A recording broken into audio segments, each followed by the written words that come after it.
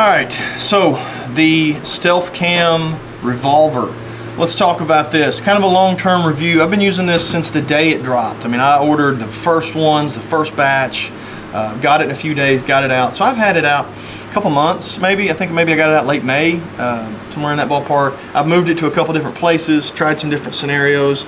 I have a video, kind of first impressions, and I got people commenting on there saying, like, you're whining and stuff like that, and mine, that's not true and stuff. Go watch it, make a decision for yourself. I'm obviously, buy one if you want. I don't care. They don't pay me anything for this. This is just kind of my thoughts on it. After using it for a couple months, having it out, I'm kind of underimpressed, and what I mean by that is the idea is cool. I thought the idea would be a little better delivered, and the way it would move around. It's just kind of underwhelming. That's kind of the only way I can describe it. I know cell cameras are going to miss deer. I'm not oblivious to that. Run enough cell cameras, been running them for a long time. I realize they're not going to get every deer that comes by, and they're going to miss some. That's just the way they work. They all work that way. Anybody that says otherwise is just wrong. You're going to miss some occasionally. This one, the whole purpose of it is it's not supposed to miss any. It's the way it's 360. You're supposed to be able to see them from all sides. And when it works, it's pretty cool. The problem is you have these zones that it works in, and where those zones split, there's a gap. And because the camera has to move, take a picture, move, take a picture, move, take a picture, you miss deer on the edges. So I've got multiple pictures, lots of pictures, a dozen or more of deer that are in that zone, and either the head's missing or the back's missing. So you only get half of the deer. Not a big deal when the back's missing. It is a big deal when the head's missing. So I'll get a picture of a deer, and how it got into that transition zone without being detected is interesting. Again, I know they're gonna miss some, but a lot of pictures where there's a deer, it doesn't have a head, because the head is where that overlap is. That's not really what I was wanting, and it's kind of disappointing that that's what it does. It would almost be better if you had a feature or a setting that you could just say, take a panorama picture and just let that camera take one video and stitch it into like a picture or something. There just needs to be a better way. Again, I don't like you can see it moving.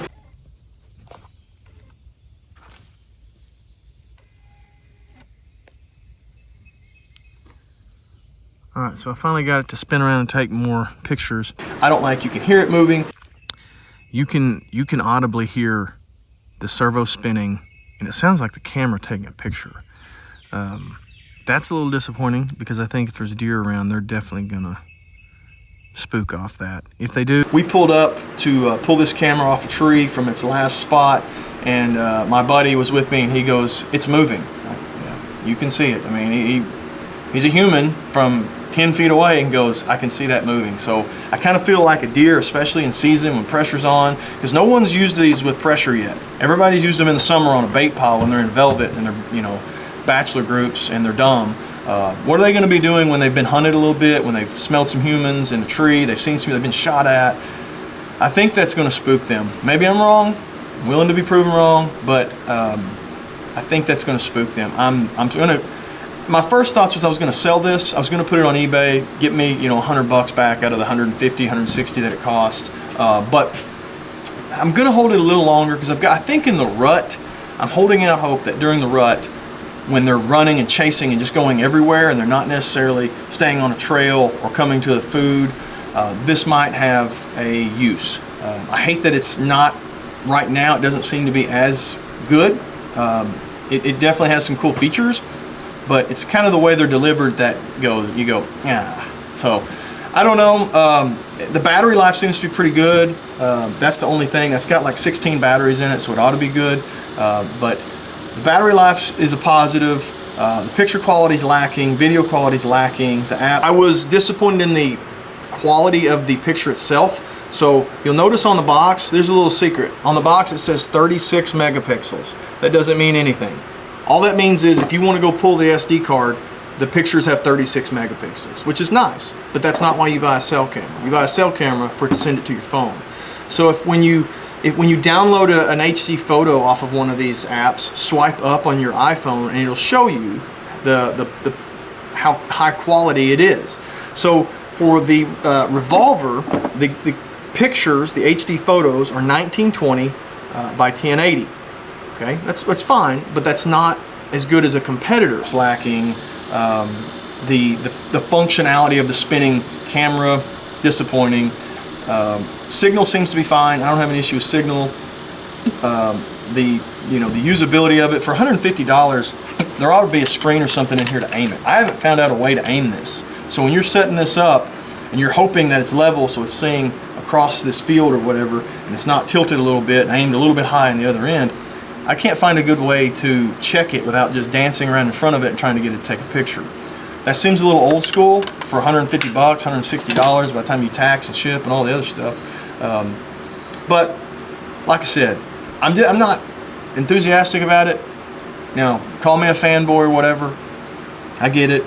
I'm fine with that. I don't care. I just think there's better options with better quality. Maybe they don't do 360, but you're not going to miss deer in the zones. You're not going to have to use 16 batteries. The image quality is going to be better.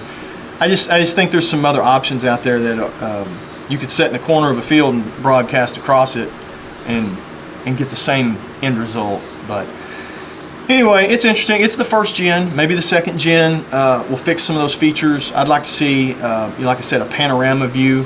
And if the image quality was better, you could zoom in on the panorama and see what the deer is. The problem with panorama is if the image quality is not good, you can't zoom in. It's just pixelated. So if they'd up the image quality, up the megapixels, up the resolution,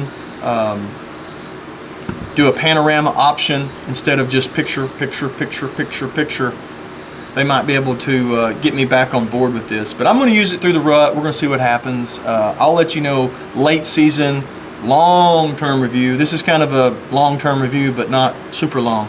And we'll see what we think about it. Let me know what you think about it. If you've got one, if you've used one, if you've got a buddy that has one, what your thoughts on it are.